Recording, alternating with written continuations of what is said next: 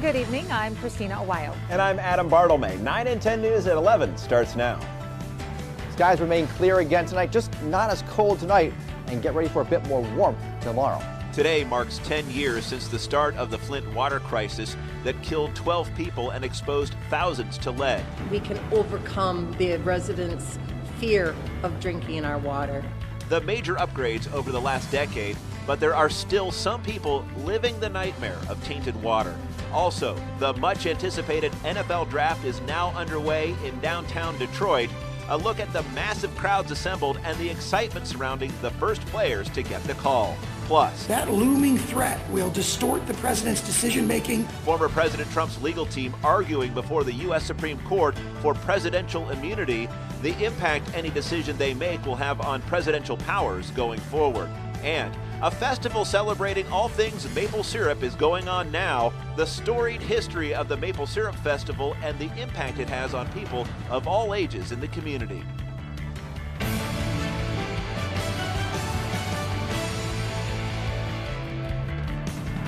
Detroit! What up?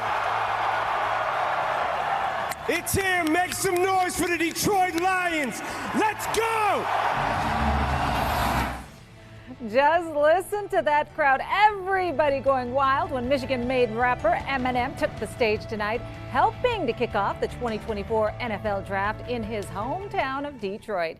This year's draft is the first ever to be held in the Motor City. Yeah, and things are heating up tonight. Fans already got to see #1 pick Caleb Williams from USC go to the Chicago Bears. But let's take a live look, and this is how things are going down there right now. You can see the energy is absolutely electric in the crowd right now as the Lions pick. Now, we told you about Caleb Williams, but let's look at some of the other notable picks that have been chosen tonight. The second overall pick, Jaden Daniels, is heading to Washington as the Commanders' newest quarterback. Next up, third overall pick, another QB in Drake May. He is the newest member of the New England Patriots. And the Arizona Cardinals scored big with wide receiver Marvin Harrison Jr. coming out of The Ohio State University. And stick around for Sports Extra with Jaden Jactiani. He will break down these picks and more. Plus, we'll find out where Michigan's star quarterback J.J. McCarthy is heading. All right, well, now to a quieter view. This is a live look from our Doppler 9 and 10 sky cam at the Soo Locks. It was an absolutely gorgeous evening, and things are still looking pretty great out there. But the big story tonight is the dropping temperatures. Yeah, many of you will want to take your sensitive plants indoors because in most spots we're going to see another overnight freeze. Doppler 9 and 10 Chief Meteorologist Tom O'Hare joins us now to break it all down in First Weather at 11. Hey there, Tom. Well, thank you, Adam. Of course, we have the frost advisories, Oceana County South, the freeze warning here for inland areas down south. We would have it here, but that, again, a growing season hasn't officially started yet. So if you happen to have some nice plants outside, you don't want to bring them in or cover them up. But I think most of you haven't done that quite yet because we haven't been warm enough yet. I think we'll get there later on this weekend and next week.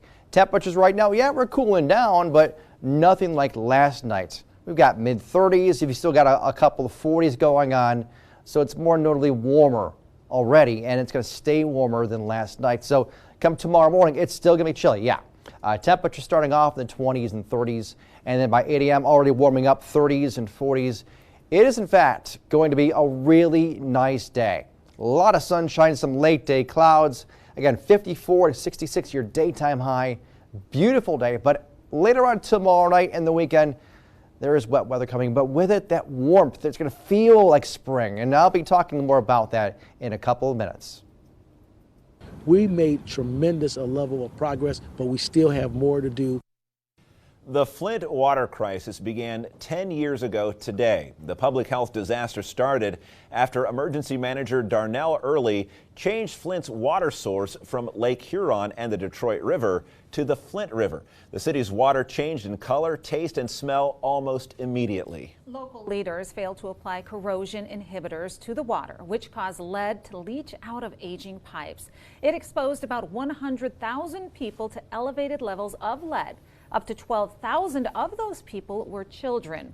Then President Barack Obama declared a federal state of emergency in the city in 2016, 6 months after the water had been switched back. And even though the scope of the response looks sort of like the efforts we're used to seeing after a natural disaster, that's not what this was. This was a man-made disaster. This was avoidable. This was preventable. The 2016 emergency declaration helped the city secure a clean water source, distribute water filters, and replace pipes. Now, 10 years and more than $400 million later, Flint's water crisis is over. The water supply was switched back to Lake Huron, and testing shows the water to be safe. But the effects of the crisis still linger on in the city. And Christina, according to a 2020 report by the National Partnership for Women and Families, birth weights for babies born during the crisis were lower than average. They also say the exposure to lead increased the risk for hypertension among pregnant women. And children in Flint faced a higher risk of impaired cognition, behavioral disorders, hearing problems, and delayed puberty. A report released in 2022 conducted by the Office for Victims of Crime found those who lived in Flint during the crisis were about 3 times as likely to experience mental health conditions. By 2019, 1 in 5 people who lived in Flint during the crisis were estimated to have clinical depression. 1 in 4 were experiencing symptoms of post-traumatic stress disorder, and approximately 1 in 6 met the criteria for both depression and PTSD. And even though it's over, city officials are still working to restore trust with the people of Flint. More than 10,000 lead lines have been replaced with state-of-the-art copper pipes. And a newly renovated Dort reservoir gets the water to homes and businesses. Plus, a high-tech chemical feed building has been installed to make sure the water meets the needs of Flint's water distribution system. We have a lab here that works year-round, every day, Monday through Friday. They actually go out in the system and they pull samples throughout the system. We have 25 sites throughout the whole city of Flint. They hit one of them sites once a week. Legal action relating to the crisis. In November of 2021, a judge approved a $626 million settlement for people who were exposed to the lead-contaminated water. In June of 2022, the state Supreme Court ruled that felony charges filed against former Governor Rick Snyder, his health director, and 7 other people be dismissed. The charges were dropped in October. Former Governor Snyder had other related misdemeanor charges dropped in December of that same year. And finally, in October of 2023, the prosecution team that was handling the case announced that it was officially closed after the state Supreme Court declined to hear an appeal. There are changes coming to the annual deer hunt on North Manitou Island. The hunt is held every year to help keep the number of deer down so they don't get out of control and damage the environment there. Well, this year, because of how the event has grown, the National Park Service is only accepting 200 applications. Hunters will also be required to apply online. Mail-in applications will not be considered. You can send in an application starting June 3rd until September 30th or until 200 applications are received. The hunt starts October 26th and lasts 5 days. And trout season starts on Saturday, but before you get out and cast a line, there are a few things to remember.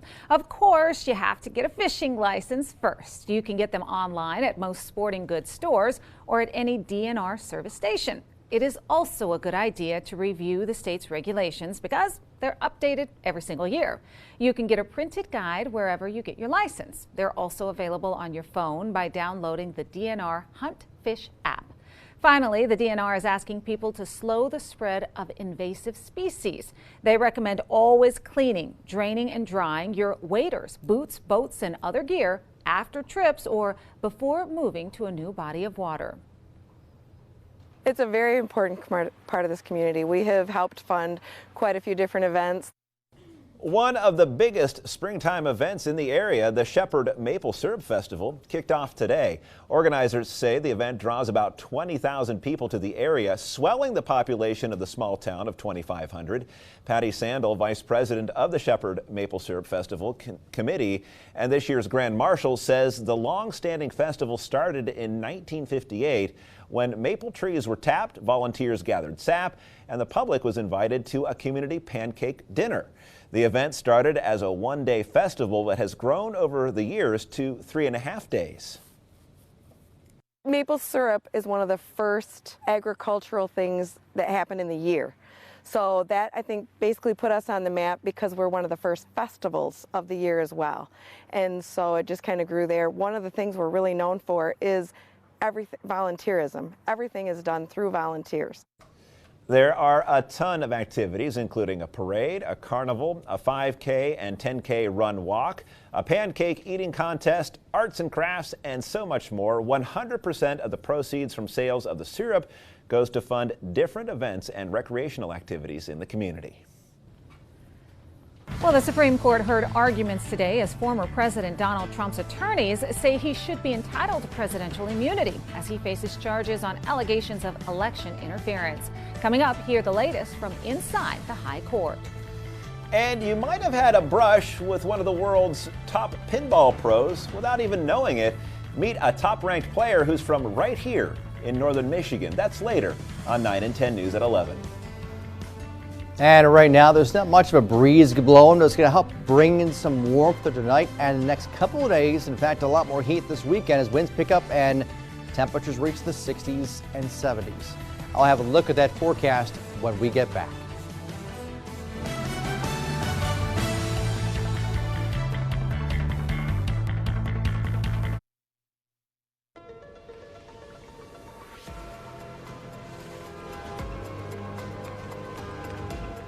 Welcome back, everyone. How about this great sunset from Gaylor, the Area Tourism Bureau and Chamber of Commerce? Nice thing, a kind of cool thing. It looks like a little layer of smoke right there, kind of made its way through just a little while, and it gave you an incredible sunset here, and had really a great sunset all across the area. Now come tomorrow morning, about 5:40 or so to about 5:45, you can see the International Space Station cross the sky, bright, steady white light.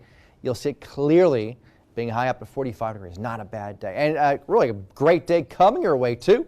Got all that bright sunshine, a little more breeze going on, but by 4 p.m. just a couple clouds and temperatures mid-50s, middle 60s, holding with the dry and bright skies across the area. That's noon. Really not much going on until after about 2-3 p.m. and just patchy clouds here building in, still dry. A very nice evening. And then here comes the wet weather, a small line rolling through. That's 11 p.m. So this time tomorrow night, there'll be showers out there, brief pockets of heavy rainfall. And then we have another burst right there, blow through, pockets of rain showers, maybe a small rumble of thunder, nothing severe though. 9 a.m. Saturday, yeah, a little wet weather, and then things calm down for a while. Get just very isolated showers. This is when things start warming up. I mean, highs here with some sunny breaks. 70s, yeah, they'll be popping up there, a lot more 60s too. And then this system gets closer and closer and sets off this line of showers and rumbles of thunder. So this is Saturday night into Sunday, and obviously it is active here and down there too, and some of it tries to make its way into here in the area. So we got active weather, potential for some bigger storms, and so we're watching it very closely. Still several days away, but there's the potential of severe weather. This is a couple days out, but we're talking level 2 already from about the tip of the mitt right down through Wisconsin and south. So bears watching, keep in the back of your head, but could be some big storms Saturday night into early Sunday morning. Right now, just cooling down the temperatures. Pickford is at 32 degrees. By tomorrow morning, lows mid-20s, low to mid-30s. Not as cold as this morning. And tomorrow, some late day clouds. That's all you're going to find. It is going to be a really nice day. Now, south of the ridge, most of you will be in the 60s. There'll be exceptions here and there, like Alpena, winds off the water 50, but go inland and it warms right back up, reaching those lower 60s. And then you have mid-60s, Mount Pleasant, Baldwin there at 64 degrees. Now, 7-day forecast, like I said, a great way to end their work week. Beautiful day. Saturday. Got isolated showers, maybe a rumble of thunder. It's Saturday night. Sunday, bigger storms, and then additional scattered showers and storms Sunday and Monday. Temperatures, though, pretty much in the 60s and 70s for most spots. Tom, thank you. Well, still ahead, what justices are faced with as the U.S. Supreme Court weighs presidential immunity, which will have a big impact on the former president's election interference case. The United States Supreme Court heard arguments today about whether former President Donald Trump should have immunity as he faces charges of interfering in the 2020 presidential election. The justices were extremely aware that their decision will have a monumental impact on presidential powers for decades to come. Natalie Brand has more details from the Supreme Court. Whatever we decide is going to apply to all future presidents. The justices acknowledge their ruling will impact the future of the presidency and most immediately former President Donald Trump's federal election interference case. There is no immunity that is in the Constitution unless this court creates it today. If a president can be charged, put on trial, and imprisoned for his most controversial decisions as soon as he leaves office, that looming threat will distort the president's decision-making precisely when bold and fearless action is most needed. The justices appeared skeptical of Trump's attorneys' arguments of broad immunity. Wasn't the whole point that the president was not a monarch and the president was not supposed to be above the law? But others on the high court suggested former presidents might have some immunity, questioning the difference between official and unofficial acts. The justices also focused on the precedent the case will set. They're faced with a question that's never been before the U.S. Supreme Court. History tells us it's not going to stop. It's going to cycle back and be used against the current president or the next president and the next president and the next president after that. I am concerned about future uses of the criminal law to target political opponents. The former president in New York attending his criminal hush money trial weighed in on Thursday's arguments. I hope it was made clear that a president has to have immunity. Legal analysts say the Supreme Court's opinion could delay Trump's federal election trial until after the November election. Natalie Brand, CBS News, the Supreme Court.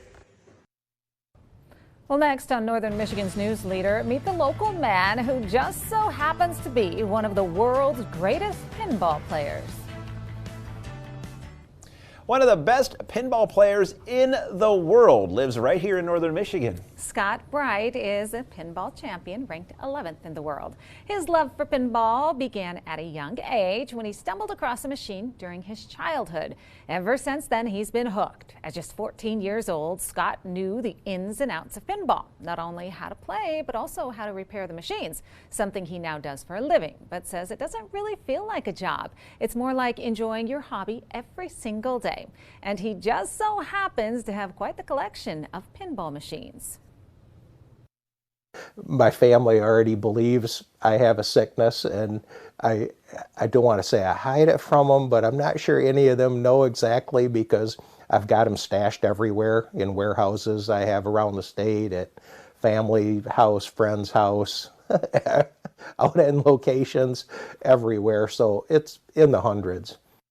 Now that's what you call a love for the pinball machine. Scott is one of the founders of the International Flipper Pinball Association. He also started a pinball club at Right Brain Brewery that gets together on Thursday evenings. So if you see him around, don't let him hustle you on a game. Yeah, right. Well, obviously, right? The man with hundreds of pinball machines. But now you know, we know who he is. Now you know what he looks like. Exactly. What about Jaden? You got any pinball experience? I don't have any pinball experience myself, but we got some draft experience tonight, I guess you could say. Draft coverage, I should say, along with some baseball and softball highlights. You can find out who the next wrestling coach at CMU is going to be in Sports Extra. And let's talk about tomorrow's forecast. Beautiful. 50s and 60s. Hold off on burning. Fire danger is still an issue, but a beautiful day. Guess what, though? The weekend has showers at times, better burning conditions, and great temperatures to get out and enjoy. Just remember, right now, Saturday looking like a better day than your Sunday. Okay, we'll keep that noted. Thanks a lot, Tom. Thank you for joining us on 9 and 10 News at 11. Jaden is up next with Sports Extra.